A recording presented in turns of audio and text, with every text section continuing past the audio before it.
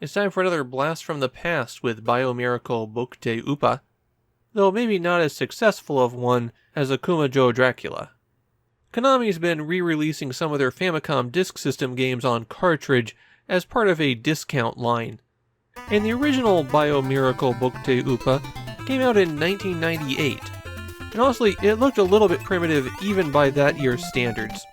That was the point where the limitations of the Famicom Disk System were really showing up. That initial Famicom Disk System release would slot in right after Famidaily Episode 332, roughly around the time that the original Double Dragon and Captain Tsubasa games were released. And although the Famicom cartridge was a budget release originally, it is spectacularly expensive now.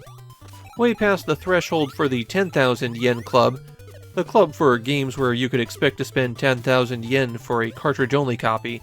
If you go shopping for a Famicom version of Biomiracle these days, it's probably going to run you closer to 40,000.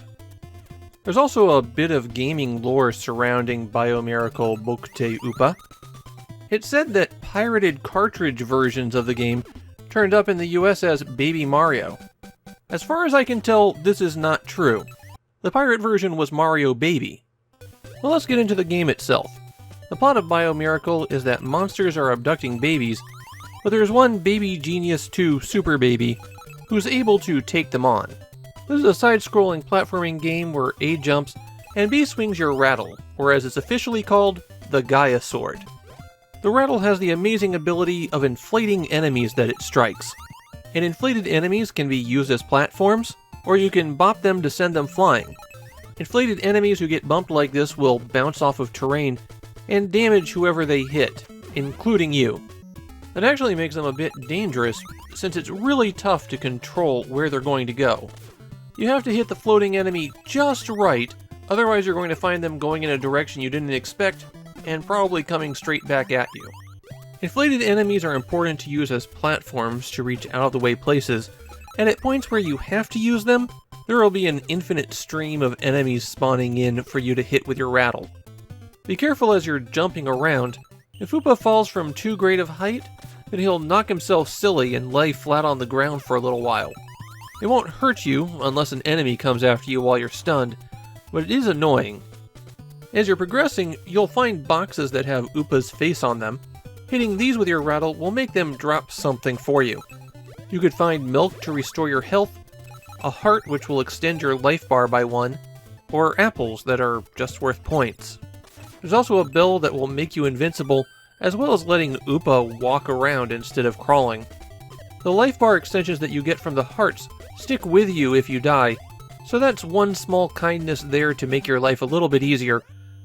One of the strongest things in Biomiracle is that just about every level has some kind of gimmick. In this level, for example, you're eating your way through a giant cake. You can move freely in all directions, chewing holes as you go, and the holes will let enemies get to you. This stage is a maze where you have to follow the correct path. There's also a swimming stage, one that inverts the screen, and lots of little obstacles. One problem I have, though, is that a lot of stage features behave inconsistently. The worst example of this are the tomatoes in the second world. Sometimes you don't knock yourself out when you jump from too high onto them, sometimes you do. Sometimes they fall, sometimes they don't. Sometimes they shoot you up into the air to take you to the boss. It's made worse because Biomiracle has a fairly common bug that you'll encounter in platforming games. When you're standing on a platform going down, 50% of the time you won't jump. It's because half the time Upa's in the air and has to fall to catch up to the platform again. I see this problem in poorly coded platforming games to this day. At the end of every stage there's a boss, and for the first 2 stages in the world it's always this pig.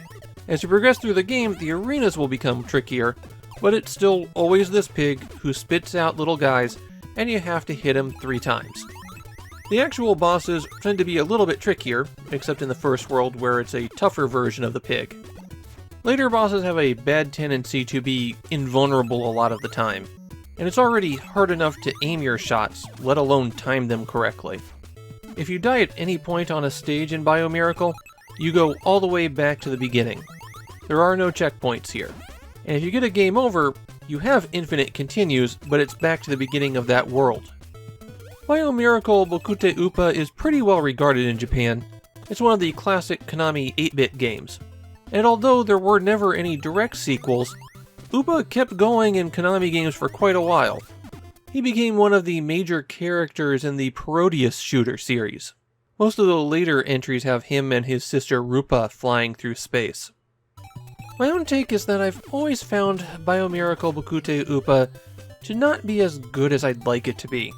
It's a classic Konami platformer that never came to the US. And then I play it, and it's flaky.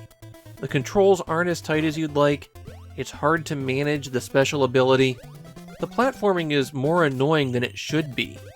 Stages aren't especially well designed. It's not actually bad, it's just there's a lot of other games I'd play in preference. And for the cartridge version in particular, the disk system's music is such a huge step up that it would be my preferred version anyways. Biomiracle Bokutte Upa is a fine game, I just think it's not the all-time classic that it's sometimes claimed to be.